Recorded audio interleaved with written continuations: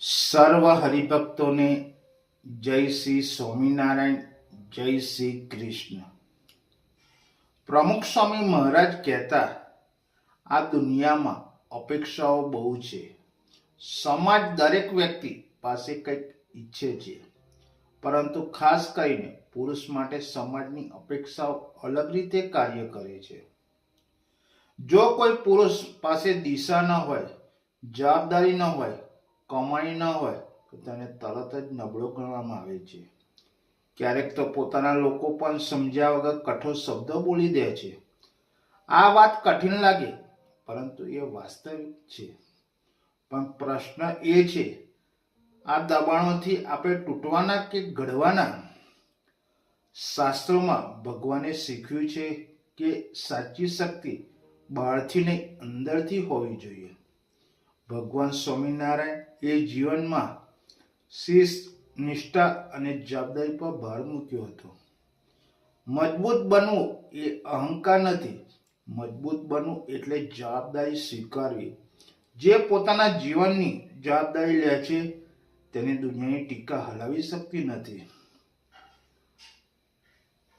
આજના યુવાનો, તમે ભગવાનના અંશ છો. તમારા જીવનનો હેતુ ફક્ત કમાણી કરવો નથી, પણ પાત્ર ઘડવાનું છે. શિક્ષણ મેળવો, કારણ કે જ્ઞાન પ્રકાશ છે.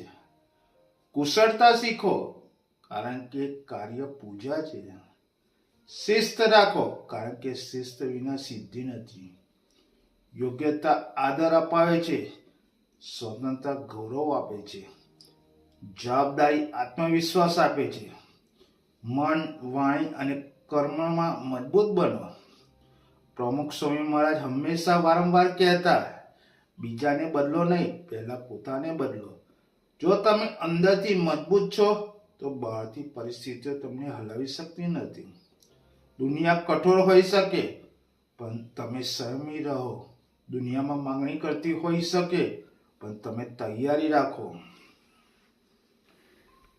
જે પોતાના પરિવાર માટે, સમાજ માટે, ધર્મ માટે ઊભો રહે છે તે જ સાચો પુરુષ. ભગવાને આપણને શરીર, બુદ્ધિ અને સમય આપ્યો છે. એનો સદુપયોગ કરવો એ જ ભક્તિ છે. ફક્ત મંદિર જવું એ ભક્તિ નથી, પરંતુ જીવનને યોગ્ય રીતે જીવવું એ પણ ભક્તિ છે. જો તમે મહેનત કરો, પાત્ર બનાવો, શિસ્ત રાખો અને ભગવાન પર વિશ્વાસ રાખો તો કોઈ દબાણ તમને બોજ નહીં લાગે, પણ પ્રેરણા બની જશે. એટલે જ અંતિમ કહેવાનું, મજબૂત બનો પરંતુ વિનમ્રતાથી. સફળ બનો પરંતુ સંસ્કારથી. સમૃદ્ધ બનો પરંતુ સત્યથી.